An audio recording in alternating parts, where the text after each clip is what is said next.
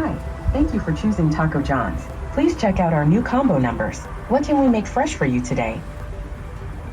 Yeah, could I get a $9 meal deal with a Diet Coke?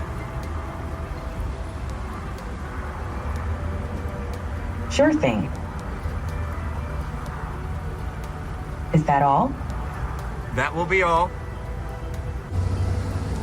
1 second, please. Let me check that. I have a $9 meal deal, correct? Yes. $9.73. Thank you. Please pull forward to the window. Thank you. The person taking my Taco John's order was not, in fact, a person, but a voice-activated AI program. Hello, this is Jonathan Mays, Editor-in-Chief of Restaurant Business, and in this latest edition of our special series on AI in restaurants, we will examine one of the most popular uses of the technology, voice-activated order taking in the drive-thru. This may also be the most visible instance in which AI replaces an actual person in any industry. In theory, drive-thru AI takes the order-taking task away from workers, freeing those workers for other tasks and potentially enabling a fast food restaurant to operate with less labor. It also increases sales because AI never forgets to suggestive sell. That has made it very popular among executives of all kinds of chains, and a lot of them have been adding the technology to their restaurants, including brands like Hardee's, Checkers, Taco John's, and others, while major brands like Taco Bell, Wendy's, and others are also working on it. But there remain major questions. AI makes a lot of obvious mistakes that end up on social media and can embarrass the brand. Regional dialects also create numerous headaches, and AI isn't quite as accurate as it necessarily should be. All that has made it tough for major chains to add it nationwide. But first, let's look at Taco John's. In this first segment, Steve Smythe, Director of Restaurant Technology for the Mexican fast food chain, and Kim Inman, a franchisee for the brand, discussed their test of drive-thru AI. So we're letting Elena out into the wild, and we're offering her services up to all of our restaurants through Presto. And so over a successful pilot program that we had franchisees like Kim Inman and a few others, we had 20 restaurants participate in this pilot program over the last 6 months, and really saw some exciting results. And we're finally ready to kind of get it out there. So, what were the exciting results that you saw?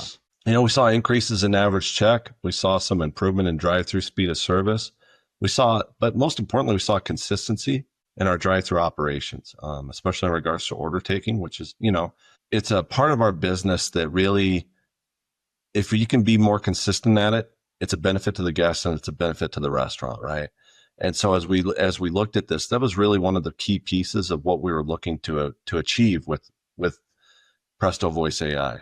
In addition to that, is just kind of that ease of use for the restaurant and reducing some stress, taking away a few things that maybe they don't have to do, and they could focus on other things, right? We want them to be, we want them focusing on making great food, delivering great guest service at the window.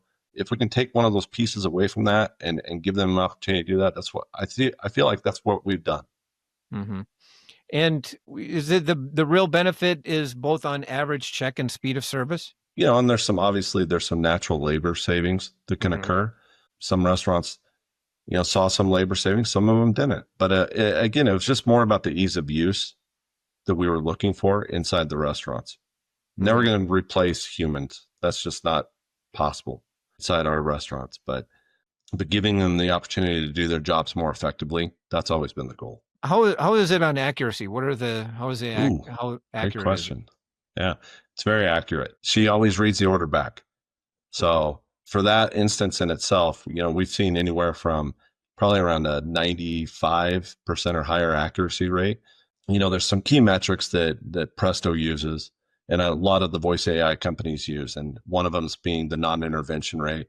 So we've averaged around 93% or higher in our restaurants over the course of these 6 months, where Elena's gotten the order right 93% of the time. So 7% of the time, team member might have to jump in, take over, and get those things taken care of. A lot of those times is, it might be just something that the guest asked for that we weren't prepared for, those type of things. But a lot of times she just takes the order seamlessly, and the guest is able to go about their day. Another key feature that we've really started to look at is the automation rate. And so really what that piece is okay, so Elena takes the order, submits the order.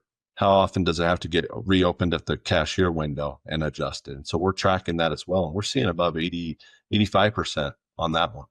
And so really like those, when you're looking at those rates of 85% and 93%, it makes a pretty compelling story as far as what she's capable of doing to help with order accuracy and consistency. Mm-hmm. Is it 93% higher than like if you just had some teenager there? I'd let Kim answer that. Dave. I don't have the stats on that, but I would say absolutely she is more accurate. My customers are telling me that she is more accurate. So really? Okay, all right, Kim, I'll ask you this since you brought up customers, and like what have been customers' reactions? What have they told you about this? Did they notice? I think a lot of them are, at first they're thinking, okay, I'm not going to like this. And then they're like, wow, you know what? This is really efficient. And this is actually nice. And, I almost think that sometimes I'm gaining new guests just because, we're the first in this area to have AI.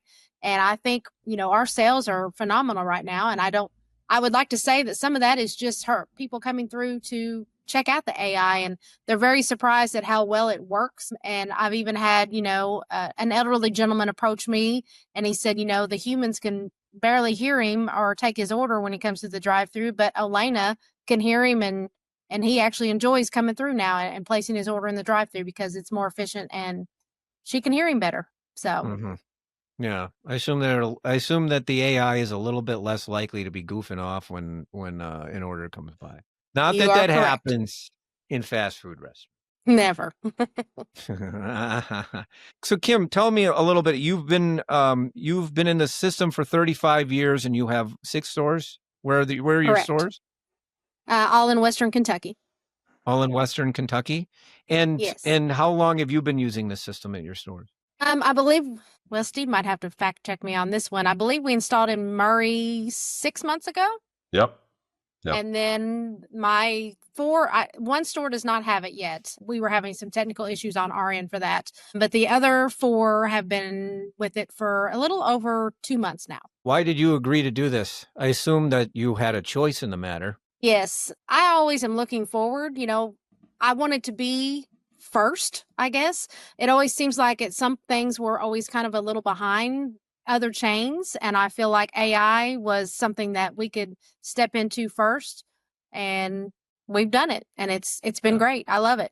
Anything surprise you about how this has worked? I will say I think she has been more efficient than I thought she would as far as, order accuracy, taking the orders. I was a big proponent of suggestive selling. Like I always push that really hard in my store. So I just didn't think that she could do better. And she has proven me wrong.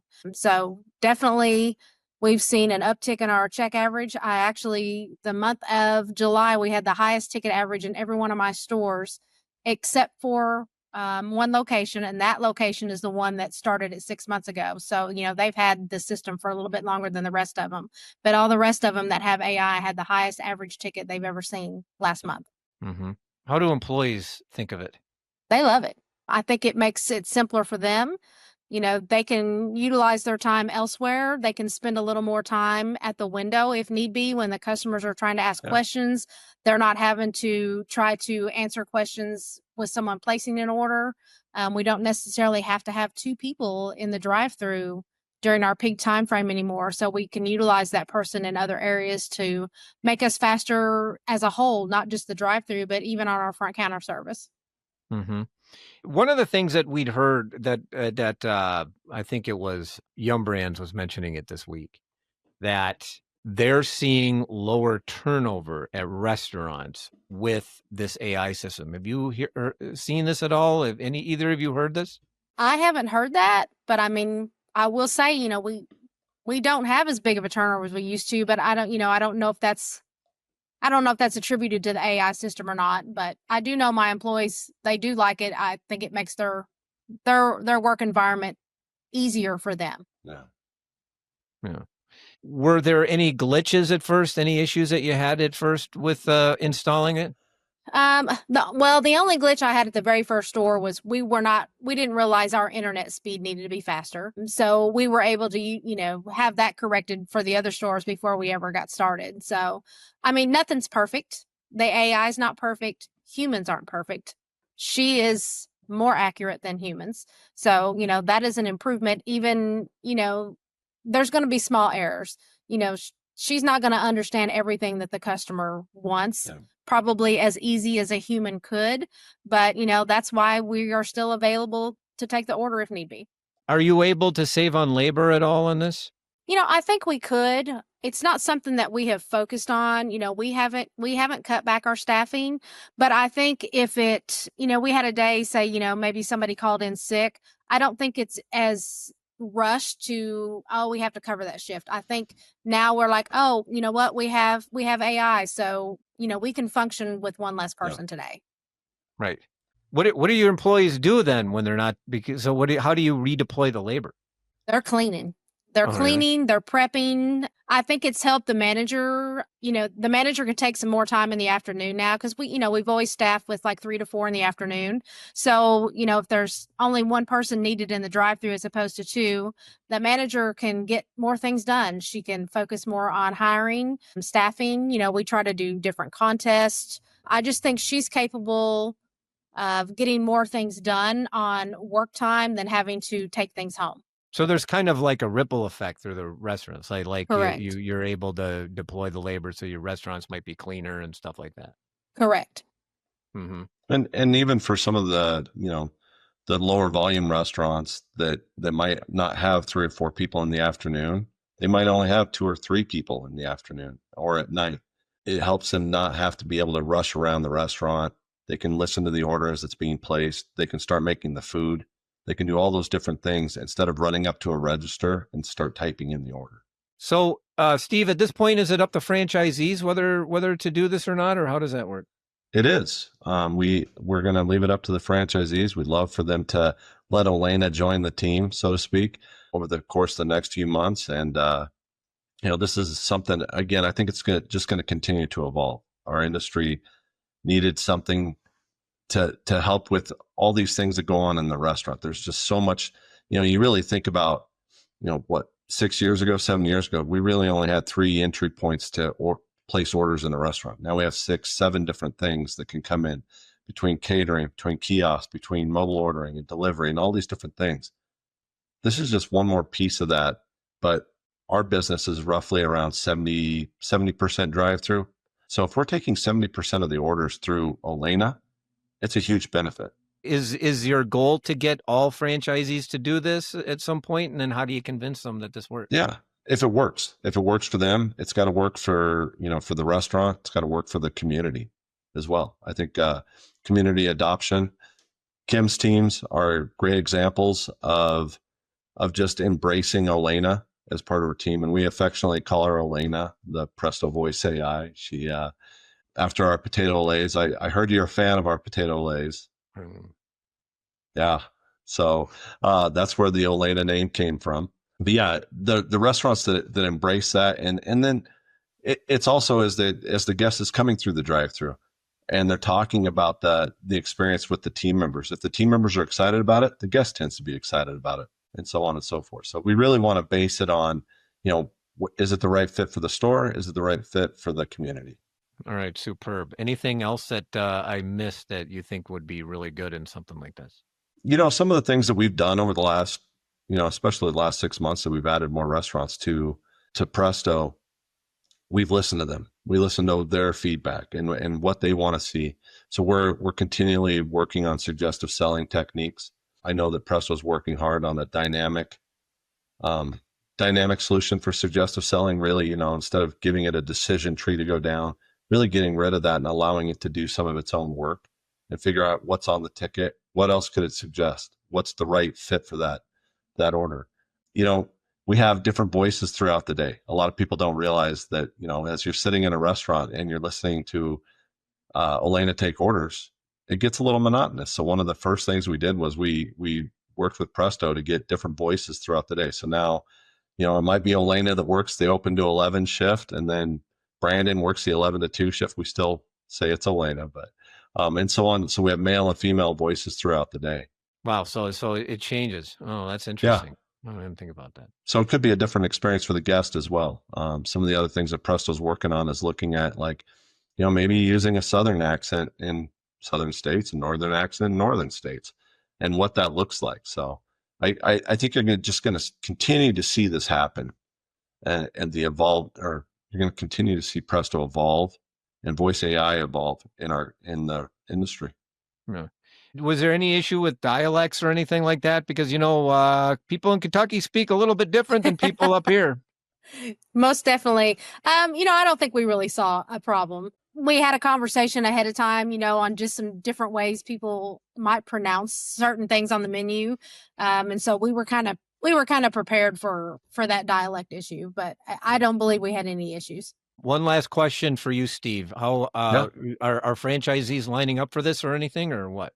I mean, we've seen a pretty good line of franchisees start looking into this. We actually just held a webinar discussing the entire program with our franchise community. And so the Presto team has been busy over the last 24 hours with calls and emails. So, and it's not just with single lane. We have a double lane version as well. So I'm not sure how far you are away from the Burnsville, Minnesota location, but we have a dual lane drive-through there. And it's really cool to see it taking orders simultaneously in dual lane concepts. So those are even some of those restaurants, because we have about 70 of those restaurants in our system, it was important to have that aspect as well to help those guys out, because 2 order takers is even harder to staff. Another chain using AI in its drive-thrus is Wienerschnitzel. Here's Rusty Bills, Chief Operating Officer for the hot dog chain's parent company, the Gallardi Group, talking about its benefits. Well, we've raised check average. We have we're taking humans out of the equation. We have standard procedures where we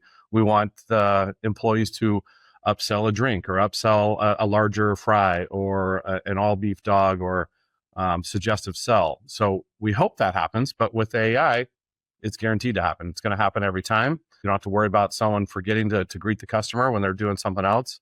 We've been able to see the success on a couple things. It's labor reallocation, which has been great for employee engagement within the restaurant.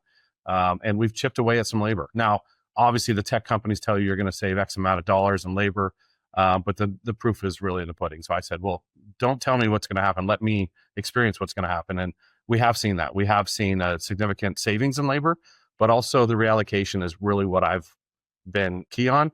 And then just to justify the additional revenue is what justifies the cost. So having an additional check, and we do control stores to compare AI for drive-through stores versus other stores nearby within maybe a 5-mile radius, how they compare. And during volatile times that we're going through, it jumps out to share that here I am in Orange County, California. I'll have the AI store and compare it to a store that's 3 miles down the road, and it's actually the same franchisee, the same owner. So that gives us the best tool for comparison to see, with the same procedures, what happens when AI takes over versus the humans that we hope and wish that they'll do everything that's asked upon them, but they've got a lot going on. So sometimes they could forget or just want to hurry through the order. So AI has been a blessing just because it's literally helping us do what we're trying to accomplish, setting out to do. So you said it saves on labor. Does that mean, so you're operating, when you have one of these, you're operating with fewer people, or what are you doing? Yeah, we're able to chip away on, like, you may not have to have a drive-through person come in the morning because you've got the AI, so that person can roll over to the front counter. It helps with breaks because now we're not worried about having someone come in at 11. They come in at 11:30. And then ultimately what some of our stores have been telling me, because I talk to all of them, because I don't want the tech company to tell me what we're doing. I want to do my own analysis. And they'll tell us that, at some point I'm able to not have someone come in from a time from 2 to 4. So they can save from having, instead of 4 people, they can have 3. So it's not removing a human all day. What it's doing is different parts of the day. It's having someone come in later, having someone come in at night when it's a slower time, but now they're doing that while they're cleaning. They have someone that's taking the orders that come through periodically to the drive-through. So it's been great. Right. So how about the accuracy? How accurate is it? So the accuracy has been the one volatile moment, because there are some slips in the customer, the language, and how people, we think we know what customers are ordering, but sometimes they order things in a different way. Maybe it's slang. So we've had to work through some of those things. So there have been some vernacular that changes. So we've been able to work with the company to include different sayings. So that's been helpful. But we track accuracy very detailed to find out, are they getting everything the guest is saying? Are they repeating the order back to ensure that the guest is truly getting what they want? So it had some hiccups at the beginning, but right now we're feeling really confident about how it's working with accuracy. But there are also some real challenges. We will note, for instance, that in the clip opening the podcast episode, the AI did not correct me when I ordered a Diet Coke, even though Taco John's has Pepsi. Taco Bell last year announced plans to use voice-activated AI in hundreds of drive-thrus across the country as a test. It is now reassessing that approach, in part because of instances like this one from the TikTok user Richmond Paradise. Hi, welcome to Taco Bell. What can I get started for you today? Can I get 18,000 water cups, please? Okay. What can I get for you? AI clearly has its limits, and that's largely why major chains, including McDonald's and Wendy's, have not yet expanded the use of AI to drive-thrus across the country. And even some of the companies that use the technology most actively acknowledge these limits. Let's go back to Rusty Bills, who talks about issues such as customer frustration and spanglish. I think we listened to the company, and myself and our IT team, our VP of technology, we actually listen to orders, and we gather data of what people are saying. For the items on our menu, we have words for them, obviously, but sometimes they might say something a little bit different. And so we're getting the AI company to understand that's what they're intending to say. This is the product that they're saying. So it's been something in vernacular. The biggest thing is when someone says that's it or no more. So we want the AI to stop and not keep upselling when someone says that's it. I just want 2 chili dogs. That's it. Well, then it'll say, would you like an Oreo shake? We're like, no, you've got to go through all the hypotheticals of what it means when someone is done ordering. Because that's what people get frustrated with when, no, I said I'm done. So there's different words that do it. And we found out that no, that's it is a double negative. And so the AI would keep ordering. So once we threw that into the database of what they're doing, then they learn all these different hypotheticals of what a human is saying. And I think that's what the difference between AI and humans. Humans can understand kind of sentiment. They can understand when someone's frustrated. So AI is adapting to that, but it's a little bit more challenging. But because we've been doing it for 2 years, we've seen it get a lot better. We're closing up the latency of when it hears something and when it repeats it back. Instead of that pause, that uncomfortable pause that we've all heard. And for me, who goes through all the drive-thrus, I don't want to order something and have to wait 4 seconds for it to say, okay, got it. So it's closing that gap in what we call the latency. It's something that is a work in progress for everybody. We're all going through this. And when I meet with other COOs and on the Nest group, we talk about how that gap is getting closed and technology is getting better and better. And we know that AI evolves a lot quicker than other forms of technology. But what you're saying is that AI's grammar is too good. Yeah, actually it is, because one of the challenges they have, for example, with going full Spanish is because the majority of Americans who speak Spanish actually speak in Spanglish. So they'll adapt. If we turn the knob to say, we want you to understand and speak Spanish, well, most of the people are actually using English words throughout the saying. And so then the AI is like, wait a second, what? I was told that you're only going to speak Spanish. So it has a hard time adapting to that. But yeah, the AI is very, very keen on certain words. They're waiting for certain words to be told. And if someone says, I want a regular Coke, well, we don't have a regular Coke. So now we're teaching it to say, did you want a small, medium, or large? So, but someone might say regular Coke, but a crew member might say, okay, so you want a small. They might just, a human can interpret things. The AI doesn't interpret. It actually follows the line of what it's supposed to do. But you're saying it's getting better. It's learning. Oh, a lot better. I mean, I've seen it myself with the company we use, that how much more advanced it is from when I started. Mm-hmm. And the language, you got to get the language to be more human speaking. I mean, we're all used to, dealing with flights, and you call it a change of flight, and they're just like, please tell me in a couple words why you're calling. And it's like this robotic way, and then you get frustrated. Well, this is learning to speak in more of a natural human way. So we changed the voice about a year ago to be more calm and like, hi, how are you? Welcome to Wienerschnitzel. But at first it was like, Hi, what kind of Wienerschnitzel? What can I get for you? So it has to adapt to, I mean, we're not trying to trick people because we have a sign that says the AI is taking your order. Most people know that it is, but it is fascinating sometimes when people have no idea it's AI and they want to have a conversation.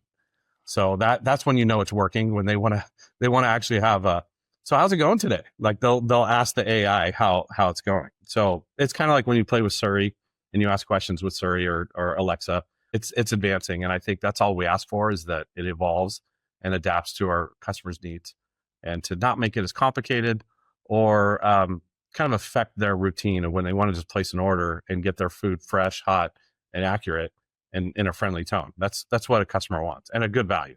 So we just ask them that they adapt to the changing times and the changing understanding of different humans speak quite differently. I mean, we can assume they're going to order off our menu exactly the way we want them to, but they don't. So that's been the biggest change, is how we teach the AI to adapt to our different situations, especially regional. Different areas, they speak differently. Some regions that we try, we do loud areas. We have A-frames that are on a busy corner. So you got background noise. So we want to make sure it picks that up. You got big trucks that are lined up, and your voice isn't right next to the speaker. So that's what we did at first. We tested it with some of our most challenging markets to see if it worked. And when we saw the success there throughout the country, in Texas and Albuquerque and of course California, then we're like, okay, it's going to work. We didn't want it to just work in one area. Does it speak Spanglish? It's trying to. It's that they're saying on their side, the reason why they have a hard time adapting to that, it could pick up, but it has a hard time interpreting all of it, because someone will speak in a sentence, but they'll say certain words in English and in Spanish. So it gets kind of like, uh-oh. And then they have like a human in the loop. So a human can chime in. And then we always have, our drive-through people always have their headset in, so they can chime in whenever there's a bit of confusion. Right. So you still need that person listening in no matter what. Yeah, I think we have what's called a non-intervention rate. That's what we learned to find out how pure the AI is. And if AI, most of the companies right now, the 6 vendors we've spoken to, they have human in the loop, and it's called the non-intervention rate, is the analysis to find out how often a human has to intervene with it. Some of it is there on their end, confusion, and then some of it could be on our end, because what it does is it injects into the POS, into our Symphony system, and then it automatically goes to the KDS. Now, the gold standard is 90%. So 90% of the orders are taken completely by AI. Right now, we're at 94.5%. So we're pretty good. Then we find some of the fail points are our own doing, or a customer says, I have a coupon at the window. And then so they're having to adapt to it. Now, a human has to touch the screen. Once they do, it takes the intervention. It says that a human had to intervene. So we want to know which side it came from. So now they break down that side of how often does the AI get confused versus when someone goes, actually, I don't want a cucumber lemonade, I want a peach lemonade. That's something that we have to change out the window. Those are things that we know that can't change. But so far, it's taking less and less people to engage. So AI has a ways to go before it can truly make prime time. But it is improving. And a lot of industry executives, not to mention restaurant operators, are keen to see this technology work. So you can probably expect to keep seeing AI take orders in drive-thrus across the country, at least for now. You can expect some weird mistakes. And that should do it for this latest special episode of A Deeper Dive, looking at AI in restaurants. Next week, Joe Guskowski and Pat Kobe take a look at the impact it's having on menus. And that should do it for this special episode of A Deeper Dive, which was edited, as always, by Spoons. Contributing to this podcast series has been Restaurant Business Senior Tech Editor Joe Guskowski and Senior Menu Editor Pat Kobe. Kimberly Pelican helped with the artwork. You can find this and other episodes of A Deeper Dive on our website at www.restaurantbusinessonline.com/article/deeper-dive. But please subscribe on Apple Podcasts or Spotify. I'm Jonathan Mays, your host, podcast producer, and the editor-in-chief of Restaurant Business. Thank you for listening.